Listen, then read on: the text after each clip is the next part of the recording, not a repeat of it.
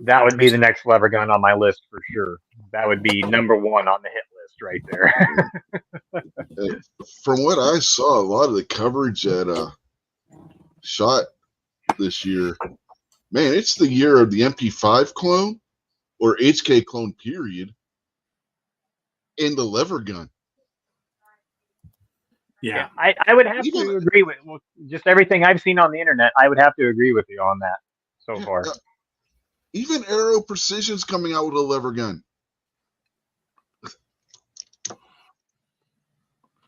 Yeah. Yep. And we was talking about that one just a minute ago. And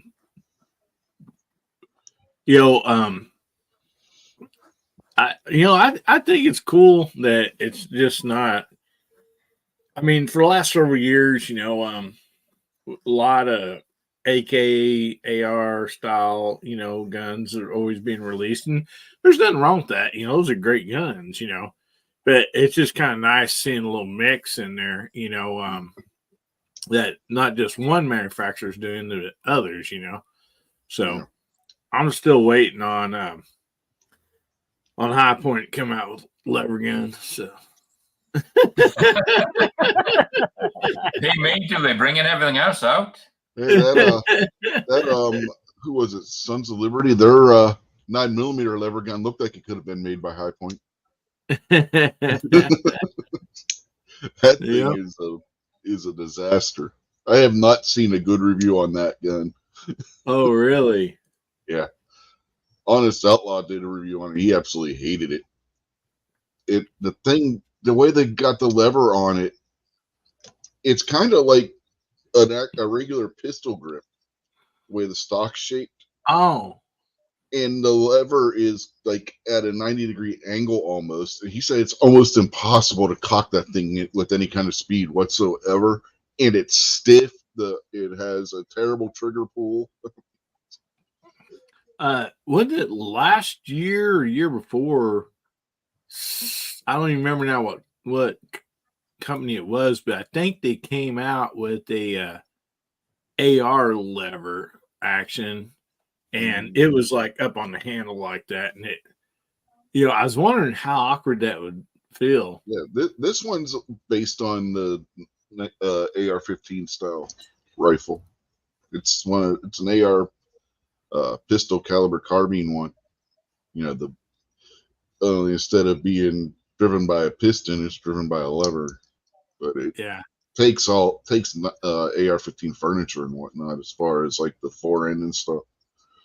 But yeah, he hated that thing, man. And I don't think I've ever heard him swear as much in a video as he did that one. And let's be honest, Honest Outlaw isn't exactly someone you want to have your grandma watch. Well, the Fence Dad says if High Point ever come out with a lever gun, it'd be a 22, but the size of a Barrett. Probably.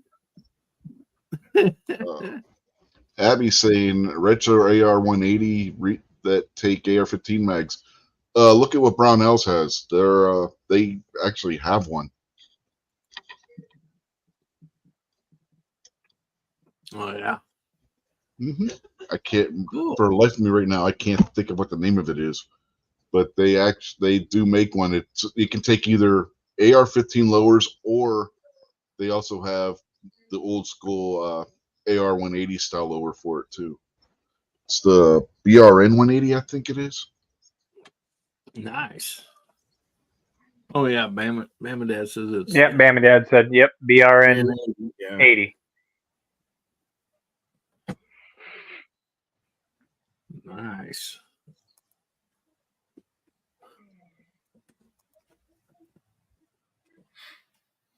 Let's see. Okay. She says that's not what she's looking for, but it's about the closest you're gonna get. Oh, I've not seen that, Justin. He asked, do you guys see the thermal hybrid sight from Wholesome? No, but yeah, I saw a video on that. That looks kind of cool as well. Yeah, that would be. Can you break that down a little bit for us, Mac, man? or what do they got going on there? I didn't really go into it too much. It looked like a little scope with a red dot in the middle, but it's a thermal imaging camera. So when you look through it normally, you can just see as if you're going to be shooting like a normal red dot. But then when you pass over sort of anything warm, it highlights it up as a thermal image. Yeah.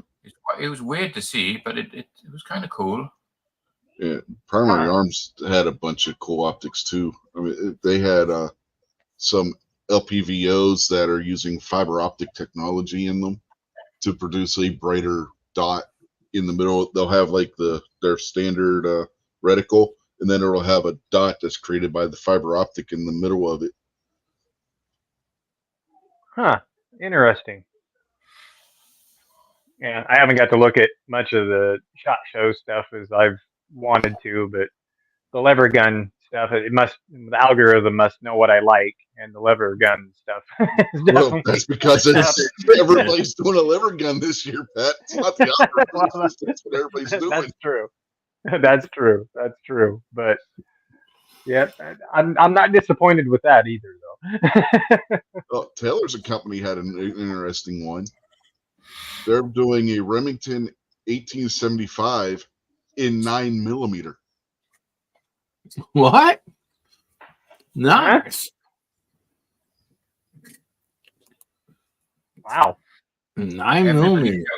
On board with 9mm at the moment, and I know it's one of the most popular rounds out there, but come on, haven't we got enough 9mm stuff?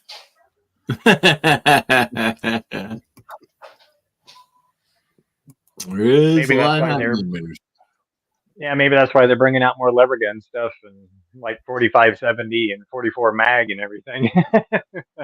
Bam, Dad, bringing up the Jackal. The PSA also announced a Bullpup 308 version of the Jackal. Oh, wow. And something else they announced. I saw a video for it today.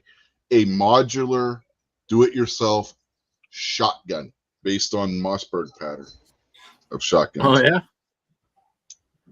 You order a receiver that's going to be the serialized part, and then you order your barrel and whatnot and put it on yourself so that you get exactly what you want. Huh. That'd be kind of neat. Just kind of build it like an AR then. Yeah, basically. That's pretty cool. Yeah, Mr. Bob says, High Point ain't going to make a lever gun because levers don't have blowback action. Okay, we should do a poll of the audience. Who's going to make a lever gun first, High Point or Glock? Here, I'll just go ahead and put that poll up here real quick. Okay. Boy, that's gonna be a toss up. I couldn't even pick between the two.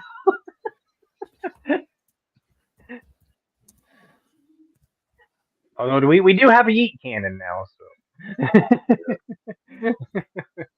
so anything's possible.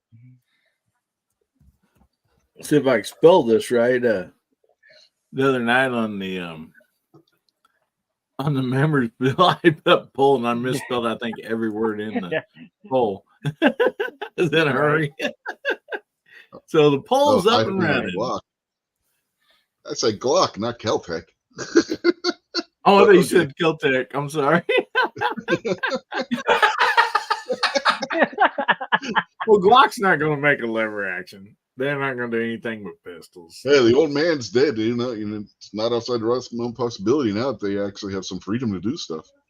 Well, I guarantee you that old man has really strong instructions for the company. And I think they'll be able to vary a little bit, but I don't know. It's going to be really cool, to find out, to be honest with you. I mean, yeah. Out of those two, High Point and Keltec, I'm going to say probably Keltec would be first because they do all kinds of crazy stuff. That's what I picked. That's what most of the people out there are picking. It's not even close. Yeah. I'll say howdy to Joe Baku out there, buddy. Good to see you. Oh man, everybody out here. Yeah, I have 2 bullpup guns. And they're both made by Keltec. And one's a 5.56 and the other one's the 12 gauge shotgun. And that's another. Oh, go ahead. They just run. Both of them run.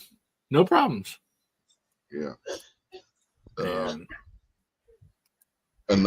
another thing that PSA debuted at SHOT, a bolt gun in 308.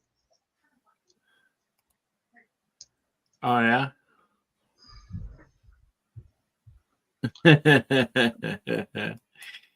Yeah. Chad saying it's supposed to be in the 60s where he's at on Sunday. It was near 70 here today. We had 68 degrees. Wow. Lucky. Yeah, we touched 70 today, I think. Just about. Yeah, but you're in Arizona. I'm in West Virginia. There's a big difference in time of year. Oh, man.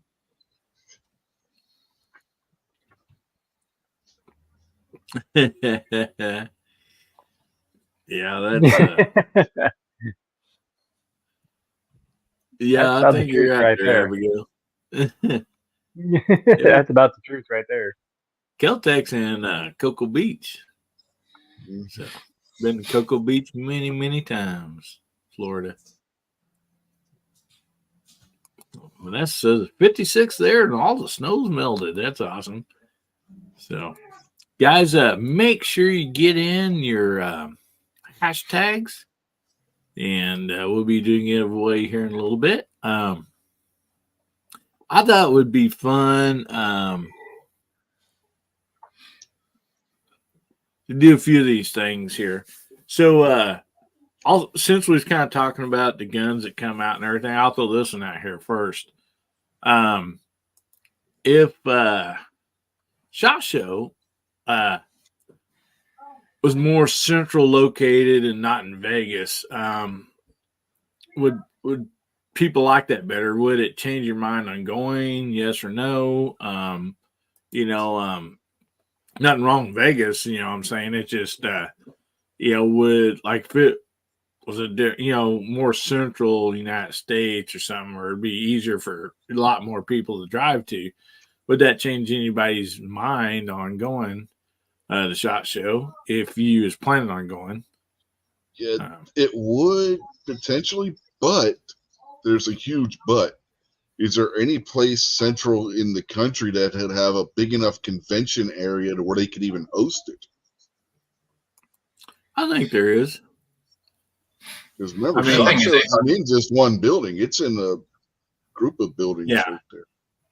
And they got that shooting range they can go out to, which is pretty close. Which trouble is where it is, Vegas has pretty much got everything. It's got all the hotels. Mm-hmm. It's got the conference center. It's got the shooting range. It's got all the restaurants. It's tacky as hell. Everybody wants to go to Vegas, and it's they just got the draw of it, haven't they? At the end of the day, it's just because they used to do it in Orlando at one time, but they outgrew Orlando. Yeah, and that's not central located, but right. The only place I could see that might be halfway centrally located that might be able to hold that is Kansas City, possibly, but I don't know. I think that would probably be the closest in the middle of the closest part in the middle of the United States, but I don't know if Kansas. Well, yeah, that too. That too. That'd be the only thing I could think is. Otherwise, you'd have to go down to Texas, which is going to be a lot of good ways south for some people. And it'd have to be. It would have to be someplace in Missouri, right? I'm guessing it'd about have to be if you were going to go central. But then you're going to look at the weather as well, haven't you? Mm-hmm. Yep. Exactly, because like over there, you're not. It's pretty warm, pretty mild over there, isn't it? So it's. Here's the thing. We've had better weather here than they've had in Vegas this week. Right. It's been a rainy mess out in Vegas. Yeah, it has been because like what wasn't it the first 2 range days? It just rain and wind. Yeah, range day was rainy as anything. Yeah. Well, like Justin's saying, Watermaker, it's the biggest gun show in the world. Or, as far as that goes. Shot Show dwarfs Wanamaker. Yeah. Yeah. But, I just, I don't know. I just thought that'd be a neat, interesting topic. Yes. Oh, yeah. I mean, it would be nice, but I'm just saying, I don't know if there's anywhere in the middle of the country that's big enough, like MacMan was also saying, with the hotels and everything, too, to be able to host a convention that large. Mm-hmm. And then have a range close enough in an urban place to actually be able to go out and go test the guns and stuff. Well, put this way, money always talks. So if there was a place, somebody would build it. They'd build the motels, they'd build the range, whatever. I mean, that we've seen them spend billions on, sports complexes and stuff. So I know that might be a little different than just a once a year deal, but it seems like if the money's there, somebody will build it. But yeah, saying about the thing. Sorry, saying about the shooting range. Did you see the video of the helicopter? No, I didn't. So it was in the night. So the helicopter flew in over the range and just opened it. It looked like it had tracer rounds in it as well, and it just lit up the range. It was so cool to see. So it was pretty good to see that helicopter going nuts on the range there. High Point's starting to close in on Keltec. Yeah, that was fun. What was it? What were they shooting? Was it like a minigun or something? Or yeah, it was a minigun, but it looked like it had tracer rounds in it. So they set up a little cardboard target on the floor, and they just hovered above it, and they just lit the whole thing up. It was pretty cool, and it was pitch black as well, so you could see all the tracer rounds and everything going off. It was really cool. That is cool. I did not. I'm gonna have to look that up now. And they put thousands of rounds down range. It wasn't just a quick blast. They went for ages.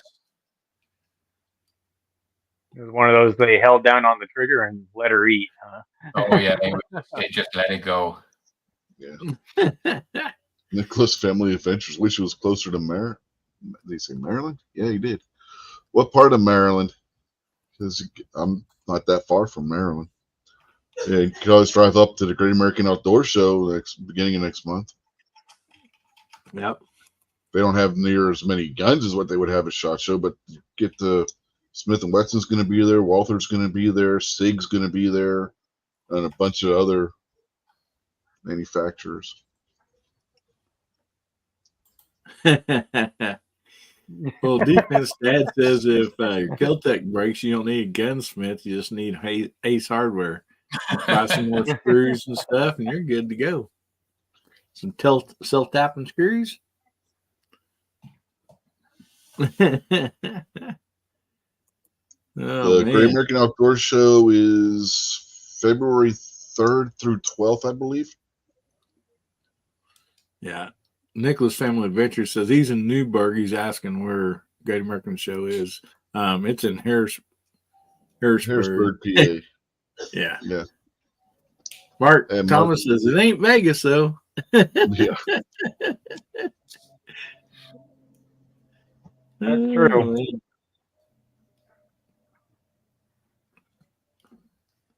Yeah, I gamble enough in life. I don't need to go and gamble my money away.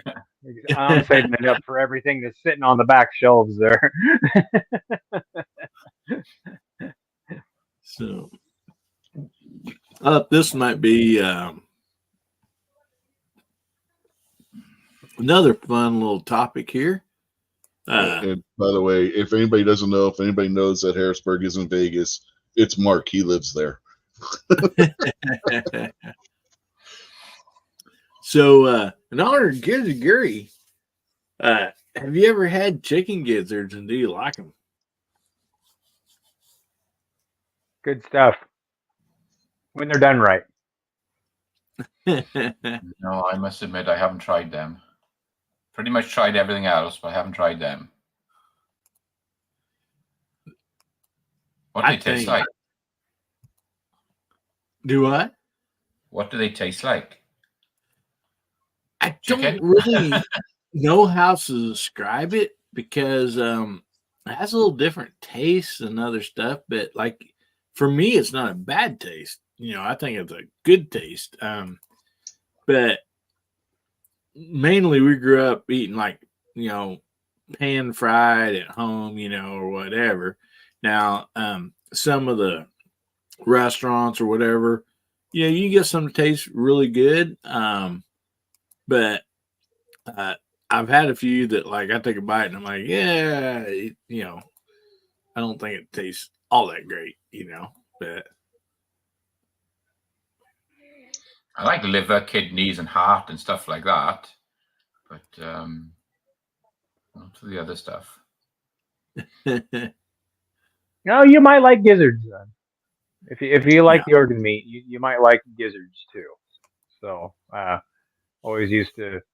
There was one little gas station that did them up really good on our way to the races, and always stop by and get those about 50 miles away, and track was about another 2 miles. So yeah, had to scarf them down, get the car off the trailer, and get to going.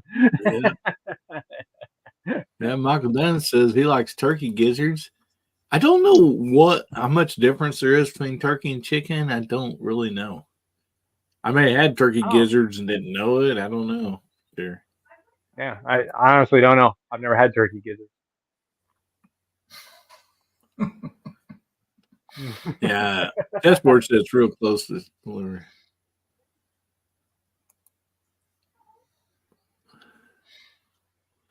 Justin says he don't do inwards.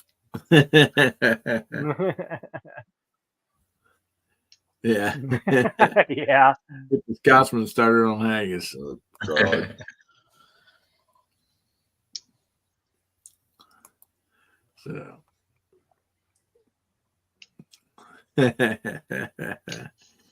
Oh boy.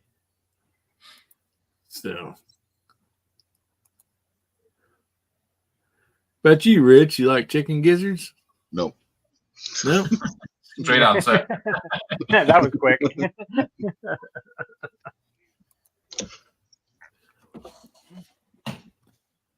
Yeah. Now, see, I don't like liver and onions. Yeah. Oh, I don't either. But I like chicken gizzards and fried chicken gizzards. Nothing worse than deer. Nothing worse than deer meat that has been aged properly and it tastes like liver. I like that. Yeah. I really like that gamey taste, and I love liver. I love eating liver. Well, there's a difference between gamey taste and liver flavor because somebody didn't bleed out the deer properly. Yeah, that's true. I can eat liver and onions, but it's got to be cooked by my mother because I don't know how she does it, but man, it's perfect. And I've had it in other places, and it's just like, nope. Liver and onions, mashed potatoes, garden peas, and a nice thick gravy. Just the job. There you go. There's the man. Piece of bread and butter afterwards to soak up what's left of the gravy. Yep. There's a man that's talking right. I like Mark's comment out there. He said liver was one of the best things he could keep in his college apartment freezer. No one else would touch it.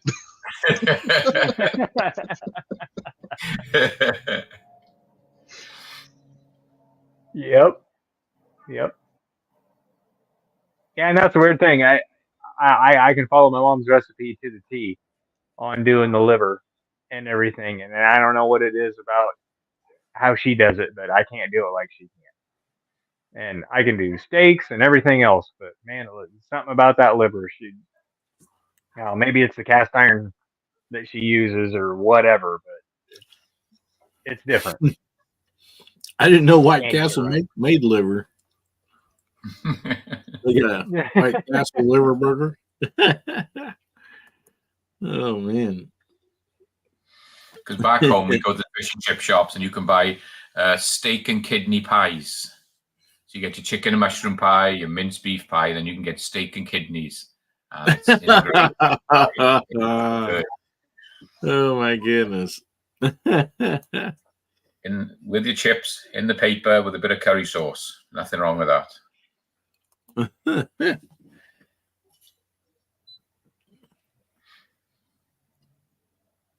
Be right back, fellas. All right, buddy. Yeah, when we had we had several exchange students. We had one from South Africa.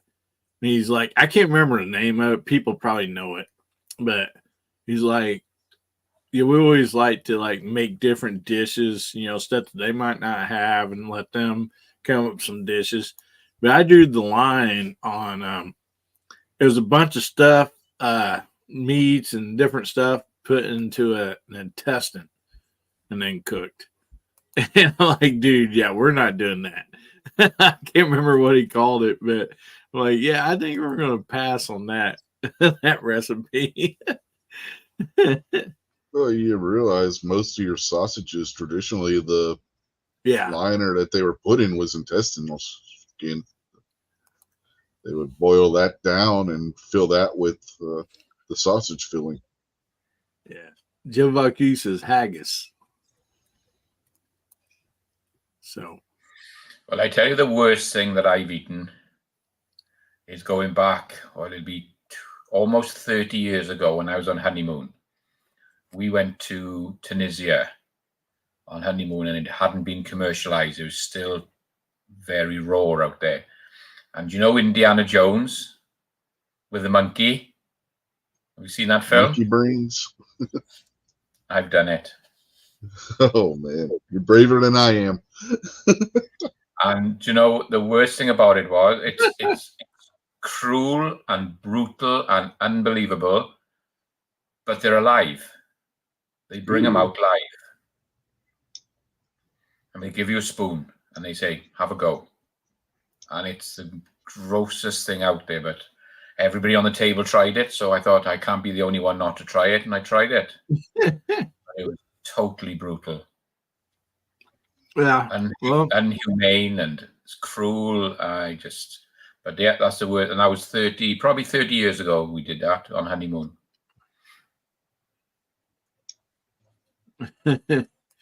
Yeah, I mean, you don't know if you like it or not. Tread. We don't have a hashtag number tonight. We have, I'll pull it up here for you. It is, type in hashtag Viva space Las space Vegas. Viva Las Vegas, buddy. And that will get you entered in the giveaway tonight.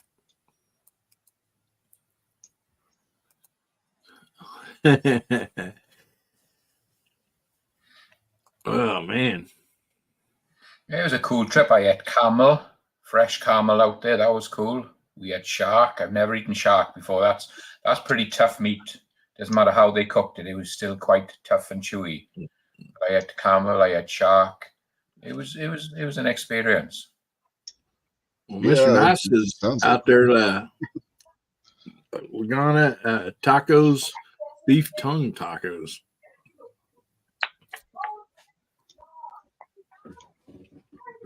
Oh. Michael Dunn.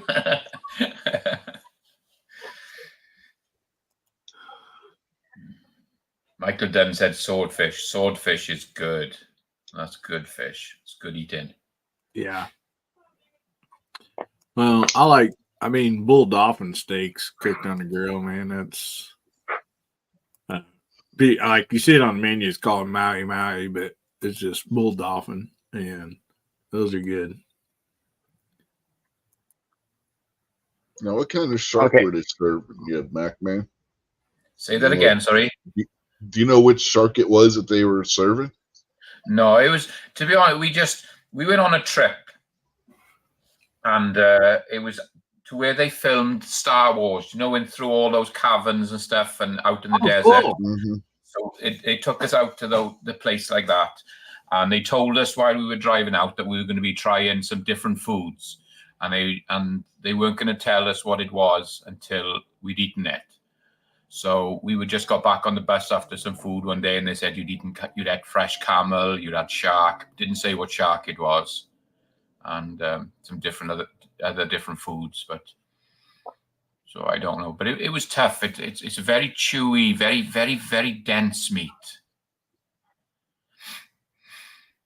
So not my favorite. I tried it, but I don't think I'd ever order it at a restaurant or try it again. It wasn't probably the best.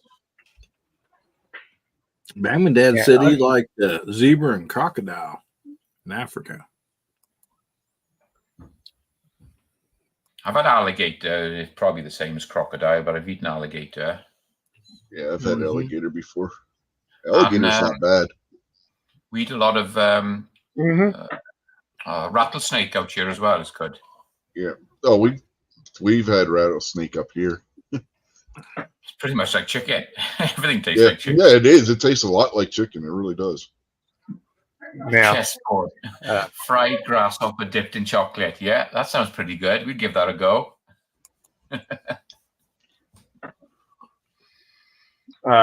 Fried bullfrog legs. Oh, that's actually one of my kids' favorites. It's like it's a delicacy here, man. I mean, we love it. Mark's on those zebra, like you talking about the fruit striped gum there, Bama Dad? Not quite, probably. I'm guessing. Oh wow! Yeah, frog's legs have got a really nice flavor on them. I really like them. Andy says he's eating raw whale blubber and living in Barrow. I've never tried that. Yeah, neither.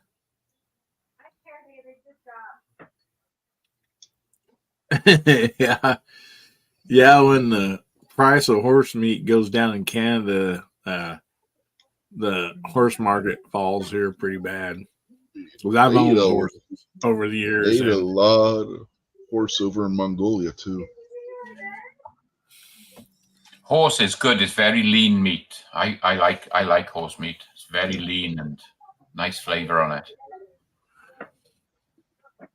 Another thing that they do with horses over in Mongolia is they milk them and ferment the milk and drink it. Wow. Huh. I didn't know that. Yeah, I hate that Michael Dunn. I ain't had a bad frog leg before. He says it's fishy and gross. Huh. Yeah, you got to soak it in the buttermilk or salt water for at least 24 hours. At least. Bare minimum. And that seems to wipe out the gamey taste. There's deals to it, but yeah, and to be honest, my grandpa wouldn't run trout lines, out in the water for fish. Anytime there's a turtle on the hook, he just cut the head off of the turtle and throw the turtle in, and my grandma would make turtle soup, and that turtle meat was actually really, really good. Mm-hmm. Yep. Yeah, we have. We'll take those great big old snapping turtles, huge, and we'll turn them loose in the stock tank for 2-3 days and let them flush all that mud and everything out of their system. Yeah. And then we'll do the deed on them, and man, that makes for some really good, clean tasting meat. It really does. Are you limited to how many you can take, or you can just eat as much as you want? On turtle? Yeah. On turtle? Yeah, it's here. It's you just take them. Yeah. A lot of people around here don't eat it like they used to, but when somebody does up like somebody throws a bash or something like that, somebody's always got turtle there, and they make a great big batch of turtle soup, and it always disappears. I'll put it that way. It doesn't stick around for too long. So I'd like to try that. That's something I haven't tried as well. I haven't tried that. I'd like to give that a go. yeah, it's good stuff. I've had it several times, and yeah, when it's done right, it's really good. It really is. Yeah. Is there a lot of meat in them? Mm-hmm. More than what a person would think. Yep, a lot more than a person would think. And basically, all you do is you just, if you can get them to clamp down on it, you just run a garden hose in there, and in order to break the shell, and they blow up on the inside, fill up with water, and it cracks the shell, and it makes it a lot easier to get to the meat and everything, and you can just peel back the shell after that. Whoa. So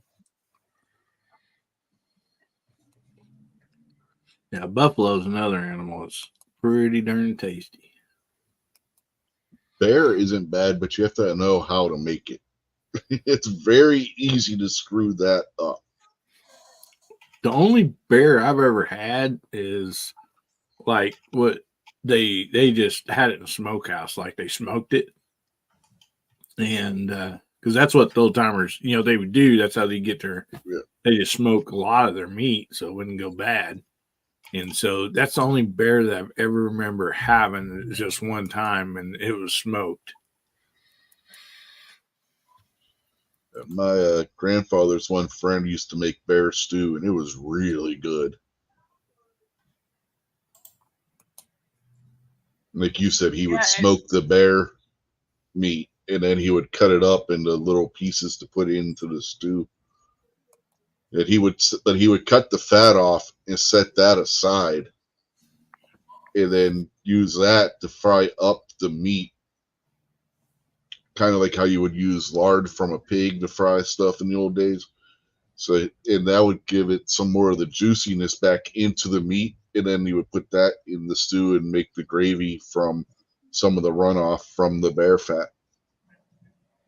Nice. yeah, and see that's what I've heard, that properly rendered bear grease is actually one of the best flavorful greases that you can get versus like let's say like pork, because I save all my bacon grease and that's what I use to cook with, and that works great with just about everything. But I've heard that the rendering off of the bear is even better, but it depends on what part of the country you live in, I guess, too. But I've always wanted to try that. I've always wanted some properly rendered bear grease and try cooking with that, because they say that grease is just phenomenal.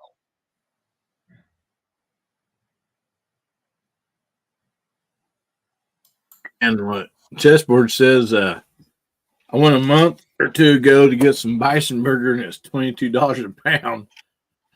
So I don't have any. Yeah, I bet.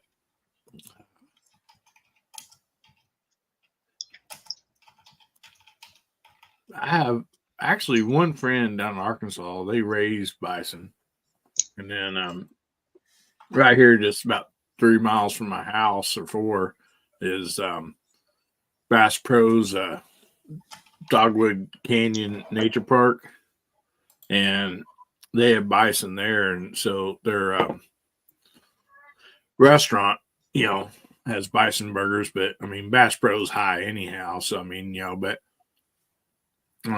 it's good burger, all fresh. So then we got Suburban Prepper out there.